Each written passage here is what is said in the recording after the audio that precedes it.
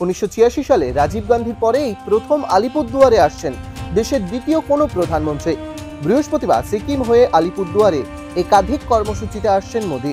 রয়েছে গ্যাস সরবরাহ প্রকল্পের শিলান্যাস অনুষ্ঠান। অন্যদিকে বছর পার হলেই রাজ্যে বিধানসভা নির্বাচন।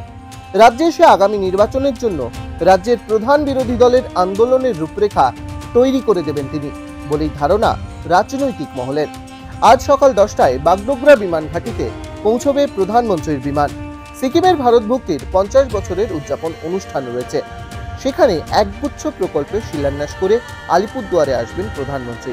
দুপুর 2টো নাগাদ আলিপুরদুয়ার প্যারেড গ্রাউন্ডে পৌঁছানোর কথা রয়েছে তাঁর। দুপুর 2:15 সেই মঞ্চ থেকে আলিপুরদুয়ার এবং কোচবিহার জেলার জন্য নগর গ্যাস সরবরাহ প্রকল্প উদ্বোধন করবেন মোদী।